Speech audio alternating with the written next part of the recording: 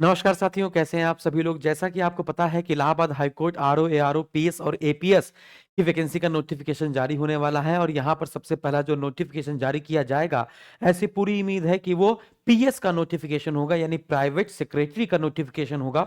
तो जैसा कि आपको पता है कि 28 जनवरी यानी आज के दिन पूरी मीटिंग कंप्लीट हुई और जिसमें डिसाइड किया गया कि पीएस एपीएस की वैकेंसी पहले आएगी, इसके बाद आरओ और एआरओ की वैकेंसी आएगी। तब से पूरे यूट्यूब पे हलचल मची हुई है। आप लोगों के बहुत सारे कमेंट आए अभी थोड़ी देर पहले जो वीडियो अपलोड किया था।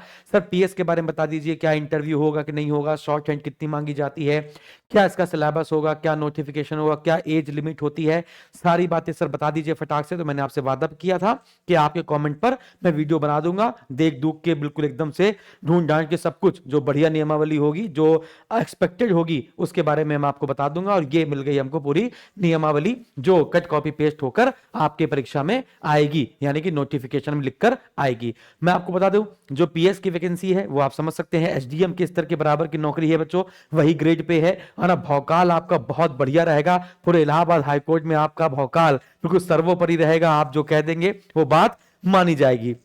तो आपकी जो ज्वाइनिंग होगी वो प्राइवेट सेक्रेटरी ग्रेड 1 से होगी। फिर इसके बाद आप ग्रेड 2, ग्रेड 3, ग्रेड 4 पे जाने के बाद कैसे कैसे प्रमोशन होगा, वो सारी बातें हम लोग इस वीडियो में चर्चा करने वाले हैं। लेकिन क्या आपको शॉर्ट हैंड आती है? शॉर्ट हैंड नहीं आती है तो फिर दिक्कत वाली बात है, क्योंकि एनटीए जो पेपर है वो नोटिफिकेशन जारी करने के बाद लगभग 45 दिन के भीतर भीतर एग्जाम करा लेता है। तो माना जा रहा है फरवरी में आपका नोटिफिकेशन जारी हो जाएगा। वैसे पीएस का नोटिफिकेशन आपका फरवरी के फर्स्ट वीक में जारी किया जा सकता है। अगर डिले होता है तो ये जाएगा सेकंड वीक या थर्ड वीक में, है ना। तो चलिए स्टार्ट करते हैं, क्या इसका सिलेबस होने वाला है। तो फटाफट से देखना शुरू करते हैं। और चलिए, खुशी की बात है बच्चों ये, और बहुत लंबे समय से पिछले 1 साल से मैं लगातार इलाहाबाद हाई कोर्ट आपको पढ़ा रहा हूं, है ना। और ग्रुप सी ग्रुप डी में सबसे ज्यादा सिलेक्शन और पिछली बार आरओ और एआरओ में सबसे ज्यादा सिलेक्शन एसएसजी गुरुकुल ने दिए हैं। पीएस की वैकेंसी, है ना, बहुत लंबे समय के बाद आपको देखने को मिलेगी। एपीएस की वैकेंसी तो आ चुकी थी, पीएस की आपकी वैकेंसी कितने लंबे बाद। देखिए अब यहां पर द पोस्ट ऑफ, आराम से पढ़ते चलिएगा मेरे साथ, मैं आपको सब कुछ समझाता चलूंगा। Source and method of recruitment to private secretary grade 1 and additional private secretary, है ना। तो यहां पे प्राइवेट सेक्रेटरी और एडिशनल प्राइवेट सेक्रेटरी, है ना, की बात यहां पर की गई है कि क्या सोर्स क्या होगा, क्या मेथड होगा रिक्रूटमेंट का। The post of private secretary grade 1 and additional private secretary shall be class 2 post, है ना। ये जो पीएस और एपीएस की वैकेंसी होगी ये क्लास 2 की पोस्ट होगी आपकी।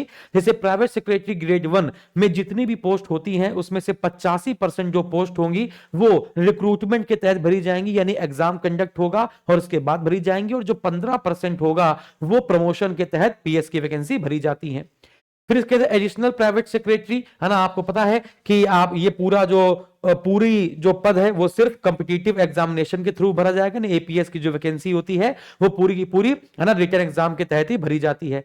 अब देखते हैं क्वालिफिकेशन क्या है, पीएस और एपीएस की क्वालिफिकेशन क्या है, यहां पर इसकी बात करा जाए तो क्वालिफिकेशन है must possess a bachelor degree from university established by law in India और अ क्वालिफिकेशन रिकॉग्नाइज्ड एट इक्विवेलेंट थ्रेटो, यानी कि आपने स्नातक पास होना चाहिए। आप ये नहीं कह सकते सर हम समकक्ष हैं या फिर हमारा लास्ट ईयर है, आप ग्रेजुएशन पास होने चाहिए तभी आप पीएस का फॉर्म भर सकते हैं। एपीएस के बारे में मैं एक अलग सी वीडियो बनाऊंगा, ये सिर्फ बेसिकली पीएस के बारे में वीडियो है, प्राइवेट सेक्रेटरी के बारे में वीडियो है। एपीएस का जो सिलेबस है वो अलग है, मैं आपको बताऊंगा अभी। अब यहां पर तो पीएस का फॉर्म भरने के लिए आपका ग्रेजुएशन पास होना बहुत अत्यंत आवश्यक होता है।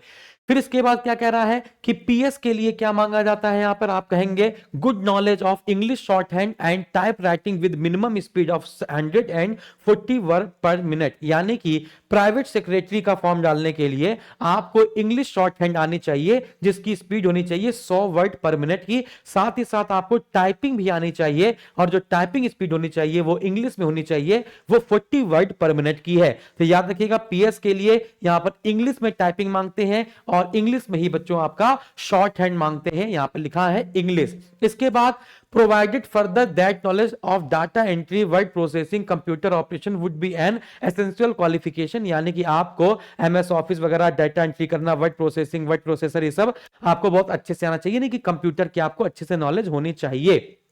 फिर इसके बाद method of direct recruitment to the private secretary grade 1 and APS, तो यहाँ पर क्या लिखा हुआ है, यहाँ पर आप देख पाएंगे, यहाँ पर ये सब पढ़ने की जरूरत नहीं है, यहाँ पर ये आ जाइए, है ना, कि जो प्राइवेट सेक्रेटरी की हम लोग यहाँ पर बात करें तो इसका जो पेपर होता है वो कैसा होता है, तो आप कहेंगे मार्क्स 200 मार्क्स का पेपर होता है, 3 घंटे आपको दिए जाते हैं, 200 मार्क्स के पेपर होगा, ऑब्जेक्टिव पेपर होगा और 3 घंटे बच्चों आपको यहां पर दिए जाएंगे, जिसमें general science, history of India, Indian national movement, Indian polity, economy and culture, Indian agriculture, commerce and trade, वही सेम जो सिलेबस आरओ और एआरओ का है वही सेम सिलेबस यहाँ पे प्राइवेट सेक्रेटरी का भी है। Knowledge of computer, knowledge of Uttar Pradesh, Hindi और इंग्लिश ग्रेजुएशन लेवल की यहाँ पर आपको नॉलेज होनी चाहिए। फिर यहां पर देखिएगा, the merit list shall be prepared on the basis of the marks obtain in the written examination, यानी जो भी आपने रिटन एग्जाम में क्वालिफाई किया है, जो भी आपके मार्क्स हैं, इसके साथ ही साथ शॉर्ट हैंड में आपके जितने मार्क्स हैं, टाइपिंग में जितने मार्क्स आपको मिले हैं, उनके आधार पर एक मेरिट बनाई जाएगी और मेरिट के आधार पर ही आपका रिजल्ट जारी किया जाएगा। यह है आपका पूरा पीएस के बारे में, जैसा कि मैंने आपको बताया। अब यहां पर आप देख पाएंगे, यहां पर प्रमोशन वगैरह सब कुछ दिया गया है आपका, कि पीएस के बाद आप क्या बनेंगे, ठीक है, फिर उसके बाद क्या बनेंगे, है ना, या रिलैक्सेशन वगैरह दिया है, 21 साल से लेकर 35 साल की उम्र में है ना, कितनी उम्र मांगी गई है, 21 साल से लेकर 35 साल, एज देखो लिखा हुआ है, 21 साल से लेकर क्या भैया 35 साल तक की जो उम्र है वो इसमें मांगी जाती है, ठीक है ना। फिर आप कहेंगे आगे बढ़ा जाए, बाकी यही सब बातें हैं। मैरिटल स्टेटस, एक से ज्यादा विवाह नहीं किया जाना चाहिए।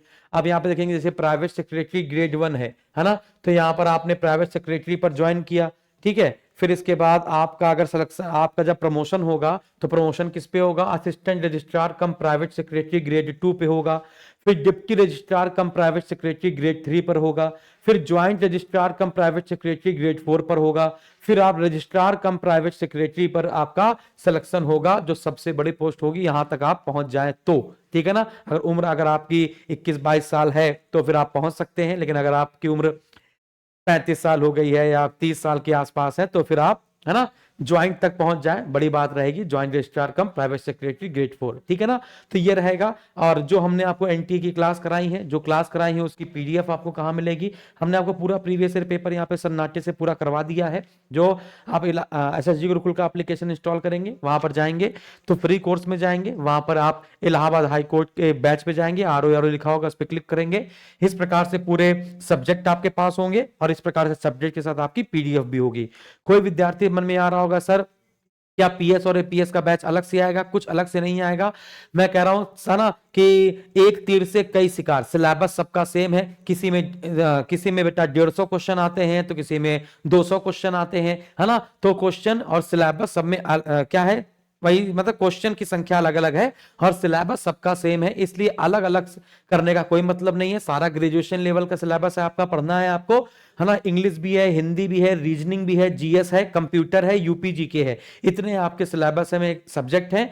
तो इस बैच की फीस 2500 रुपए से कम करके 1999 रुपए कर दी गई है। आपको बैच मिल तो जाएगा कहीं और 499 999 का, लेकिन वास्तव में क्या वो सिलेक्शन ओरिएंटेड बैच होगा, कहीं और का वीडियो कहीं और जाके चिपका देंगे। हम आपको देते हैं सिलेक्शन ओरिएंटेड क्लासेस, जैसे आपको मिलती है क्लासेस के साथ साथ नोट्स भी मिलते हैं, पीडीएफ भी मिलती है, जो भी सब्जेक्ट आपको पढ़ाया जाता है उसके बगल में उसका क्विज होता है, उत्तर प्रदेश के चैप्टर वाइज क्विज, हिस्ट्री के चैप्टर वाइज क्विज, यानी हर सब्जेक्ट के क्विज भी आपको मिलते हैं, उसकी प्रैक्टिस शीट मिलती है, साथ ही साथ आपको ऑल इंडिया लेवल के सभी एग्जाम का टेस्ट पास मिलता है 1 साल के लिए, वो भी मुफ्त, है ना। तो ये सब आपको चीजें मिलती हैं, आपका डाउट ग्रुप बनाया जाता है, उसमें पीडीएफ भेजी जाती है, हर एक चीज आपको दी जाती है। तो थैंक यू वेरी मच, जय हिंद।